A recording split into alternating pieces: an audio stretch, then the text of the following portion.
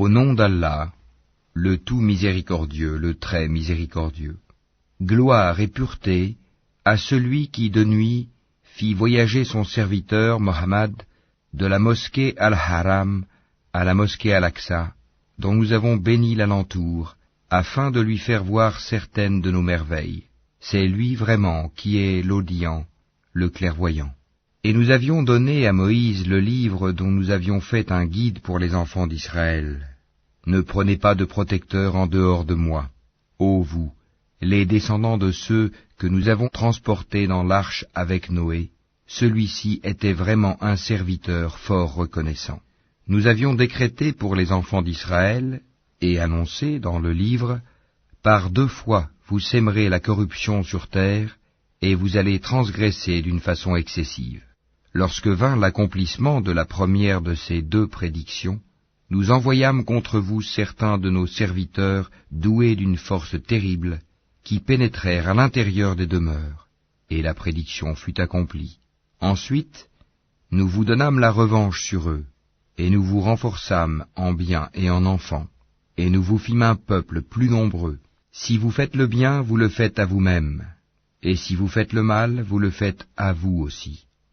Puis, quand vint la dernière prédiction, ce fut pour qu'ils affligent vos visages, et entrent dans la mosquée, comme ils y étaient entrés la première fois, et pour qu'ils détruisent complètement ceux dont ils se sont emparés. Il se peut que votre Seigneur vous fasse miséricorde, mais si vous récidivez, nous récidiverons, et nous avons assigné l'enfer comme camp de détention aux infidèles. Certes, ce Coran guide vers ce qu'il y a de plus droit, et il annonce aux croyants qui font de bonnes œuvres qu'ils auront une grande récompense, et à ceux qui ne croient pas en l'au-delà, que nous leur avons préparé un châtiment douloureux. L'homme appelle le mal comme il appelle le bien, car l'homme est très hâtif.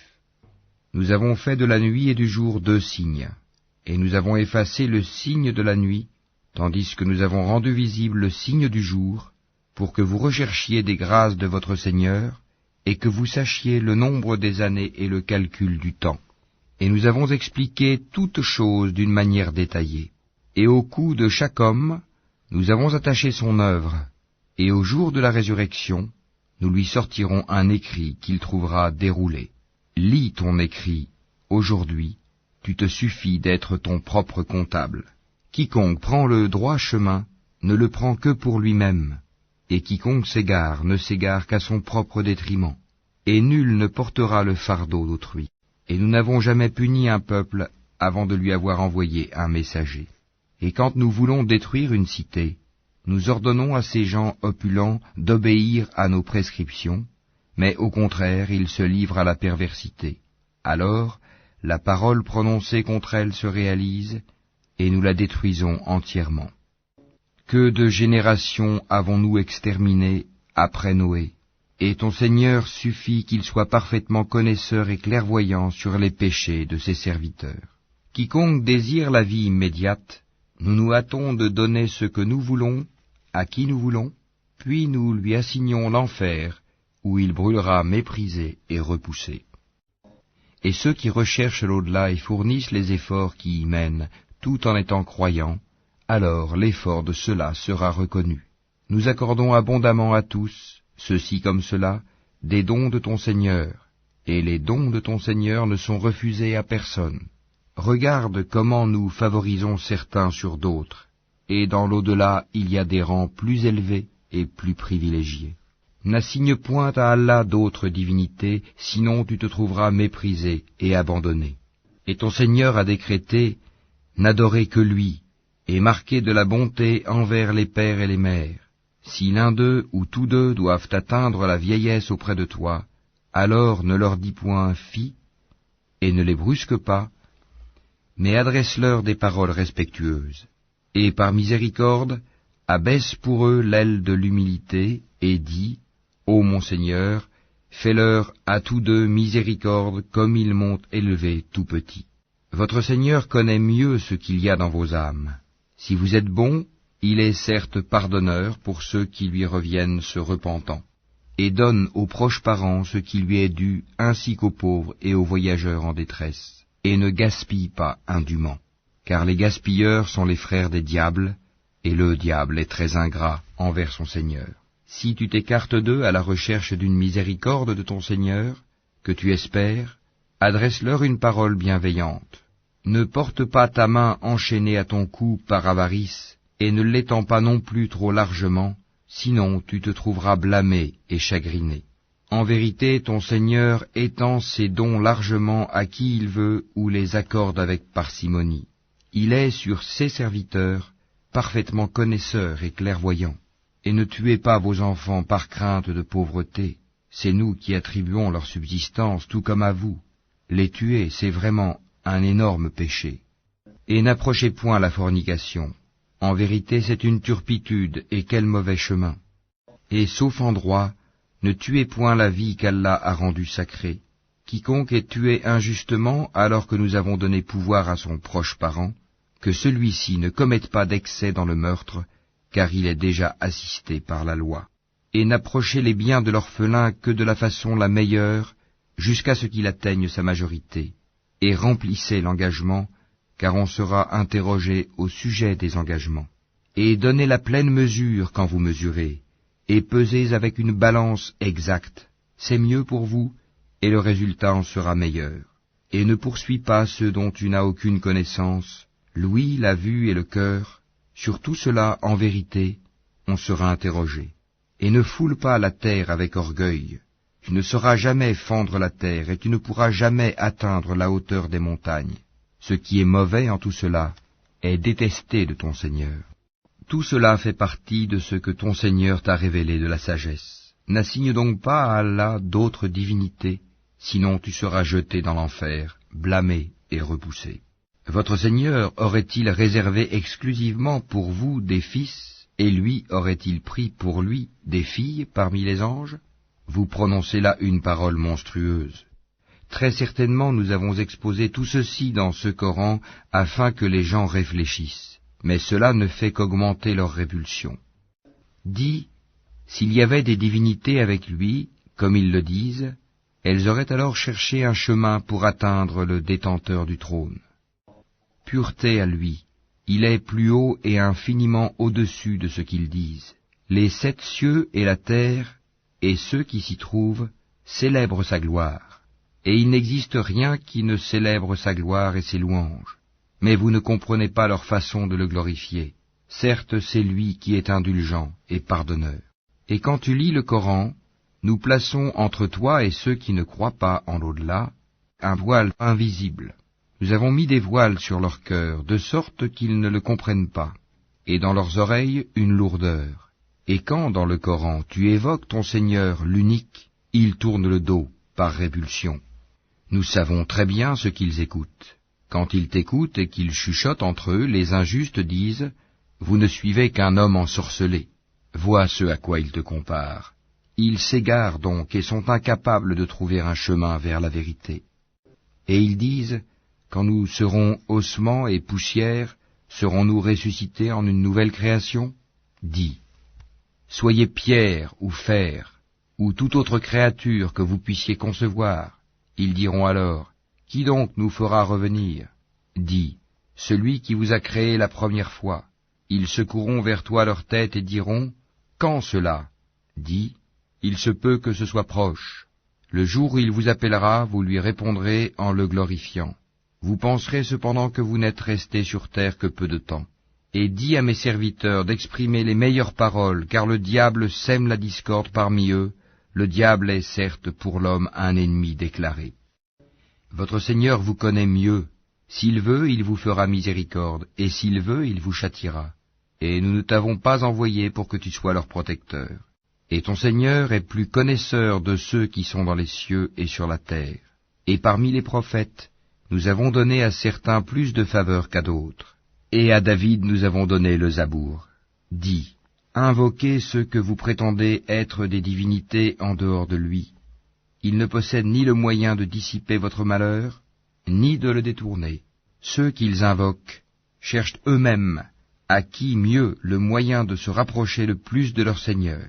Ils espèrent sa miséricorde et craignent son châtiment. Le châtiment de ton Seigneur est vraiment redouté. Il n'est point de cité injuste que nous ne fassions périr avant le jour de la résurrection, ou que nous ne punissions d'un dur châtiment. Cela est bien tracé dans le livre des décrets immuables. Rien ne nous empêche d'envoyer les miracles si ce n'est que les anciens les avaient traités de mensonges. Nous avions apporté au Tamoud la chamelle, qui était un miracle visible, mais ils lui firent du tort. En outre, nous n'envoyons de miracle qu'à titre de menace, et lorsque nous te disions que ton Seigneur cerne tous les gens par sa puissance et son savoir. Quant à la vision que nous t'avons montrée, nous ne l'avons faite que pour éprouver les gens, tout comme l'arbre maudit mentionné dans le Coran. Nous les menaçons, mais cela ne fait qu'augmenter leur grande transgression. Et lorsque nous avons dit aux anges, prosternez-vous devant Adam, ils se prosternèrent, à l'exception d'Iblis, qui dit, me prosternerai-je devant quelqu'un que tu as créé d'argile. Il dit encore, vois-tu, celui que tu as honoré au-dessus de moi, si tu me donnais du répit jusqu'au jour de la résurrection, j'éprouverais certes sa descendance, excepté un petit nombre parmi eux. Et Allah dit, va-t'en, quiconque d'entre eux te suivra, votre sanction sera l'enfer, une ample rétribution. Excite par ta voix ceux d'entre eux que tu pourras, rassemble contre eux ta cavalerie et ton infanterie, associe-toi à eux dans leurs biens et leurs enfants, et fais-leur des promesses. Or le diable ne leur fait des promesses qu'en tromperie. وَكَفَى بِرَبِّكَ وَكِيلًا. Quant à mes serviteurs, tu n'as aucun pouvoir sur eux, et ton Seigneur suffit pour les protéger. Votre Seigneur est celui qui fait voguer le vaisseau pour vous en mer, afin que vous alliez à la recherche de quelque grâce de sa part. Certes, il est miséricordieux envers vous. Et quand le mal vous touche en mer, ceux que vous invoquiez en dehors de lui se perdent. Puis, quand il vous sauve et vous ramène à terre, vous vous détournez. L'homme reste très ingrat. Êtes-vous à l'abri de ce qu'il vous fasse engloutir par un pan de terre, ou qu'il envoie contre vous un ouragan avec pluie en pierre, et que vous ne trouverez alors aucun protecteur? Ou êtes-vous à l'abri de ce qu'il vous y ramène en mer une autre fois, qu'il déchaîne contre vous un de ces vents à tout casser, puis qu'il vous fasse noyer à cause de votre mécréance? Et alors, vous ne trouverez personne pour vous défendre contre nous. Certes, nous avons honoré les fils d'Adam. Nous les avons transportés sur terre et sur mer, leur avons attribué de bonnes choses comme nourriture, et nous les avons nettement préférés à plusieurs de nos créatures. Le jour où nous appellerons chaque groupement d'hommes par leur chef, ceux à qui on remettra leurs livres dans la main droite liront leurs livres avec plaisir, et ne subiront pas la moindre injustice. Et quiconque aura été aveugle ici-bas, sera aveugle dans l'au-delà, et sera plus égaré encore par rapport à la bonne voie. Ils ont failli te détourner de ce que nous t'avions révélé, dans l'espoir qu'à la place de ceci, tu inventes quelque chose d'autre, et l'imputes à nous, et alors ils t'auraient pris pour ami intime. Et si nous ne t'avions pas raffermi, tu aurais bien failli t'incliner quelque peu vers eux. Alors nous t'aurions certes fait goûter le double supplice de la vie et le double supplice de la mort, et ensuite tu n'aurais pas trouvé de secoureur contre nous. En vérité, ils ont failli t'inciter à fuir du pays pour t'en bannir, mais dans ce cas, ils n'y seraient pas restés longtemps après toi. Telle fut la règle appliquée par nous à nos messagers que nous avons envoyés avant toi, et tu ne trouveras pas de changement en notre règle. Accomplis la salate au déclin du soleil jusqu'à l'obscurité de la nuit, et fais aussi la lecture à l'aube, car la lecture à l'aube a des témoins. Et de la nuit consacre une partie avant l'aube pour des salates surérogatoires, afin que ton Seigneur te ressuscite en une position de gloire. Et dis, ô mon Seigneur, fais que j'entre par une entrée de vérité et que je sorte par une sortie de vérité, et accorde-moi de ta part un pouvoir bénéficiant de ton secours. Et dis, la vérité, l'islam, est venue, et l'erreur a disparu, car l'erreur est destinée à disparaître. Nous faisons descendre du Coran ce qui est une guérison et une miséricorde pour les croyants. Cependant, cela ne fait qu'accroître la perdition des injustes. Et quand nous comblons l'homme de bienfaits, il se détourne et se replie sur lui-même. Et quand un mal le touche, le voilà profondément désespéré. Dis, chacun agit selon sa méthode, alors que votre Seigneur connaît mieux qui suit la meilleure voie. Et il t'interroge au sujet de l'âme. Dis, l'âme relève de l'ordre de mon Seigneur, et on ne vous a donné que peu de connaissances. Si nous voulons, nous pouvons certes faire disparaître ce que nous t'avons révélé, et tu n'y trouverais par la suite aucun défenseur contre nous. Si ce n'est par une miséricorde de ton Seigneur, car en vérité, sa grâce sur toi est grande. Dis, même si les hommes et les djinns s'unissaient pour produire quelque chose de semblable à ce Coran, ils ne sauraient produire rien de semblable, même s'ils se soutenaient les uns les autres. Et certes, nous avons déployé pour les gens dans ce Coran toutes sortes d'exemples, mais la plupart des gens s'obstinent à être mécréants. Et ils dirent, nous ne croirons pas en toi jusqu'à ce que tu aies fait jaillir de terre pour nous une source, ou que tu aies un jardin de palmiers et de vignes, entre lesquels tu feras jaillir des ruisseaux en abondance, ou que tu fasses tomber sur nous, comme tu le prétends, le ciel en morceaux, ou que tu fasses venir Allah et les anges en face de nous, ou que tu aies une maison garnie d'ornements, ou que tu sois monté au ciel. Encore ne croirons-nous pas à ta montée au ciel, jusqu'à ce que tu fasses descendre sur nous un livre que nous puissions lire. Dis-leur, gloire à mon Seigneur, ne suis-je qu'un être humain messager? Et rien n'empêcha les gens de croire quand le guide leur est parvenu, si ce n'est qu'ils disaient, Allah envoie-t-il un être humain messager? Dis, s'il y avait sur terre des anges marchant tranquillement, nous aurions certes fait descendre sur eux du ciel un ange messager. Dis, Allah suffit comme témoin entre vous et moi, il est, sur ses serviteurs, parfaitement connaisseur et clairvoyant. Celui qu'Allah guide, c'est lui le bien guidé, et ceux qui l'égarent, tu ne leur trouveras jamais d'alliés en dehors de lui, et au jour de la résurrection. Nous les rassemblerons traînés sur leur visage, aveugles, muets et sourds. L'enfer sera leur demeure. Chaque fois que son feu s'affaiblit, nous leur accroîtrons la flamme ardente. Telle sera leur sanction parce qu'ils ne croient pas en nos preuves et disent, quand nous serons ossements et poussière, serons-nous ressuscités en une nouvelle création? N'ont-ils pas vu qu'Allah, qui a créé les cieux et la terre, est capable de créer leur pareil? Il leur a fixé un terme, sur lequel il n'y a aucun doute, mais les injustes s'obstinent dans leur mécréance. Dis, si c'était vous qui possédiez les trésors de la miséricorde de mon Seigneur, vous lésineriez, certes, de peur de les dépenser, et l'homme est très avare.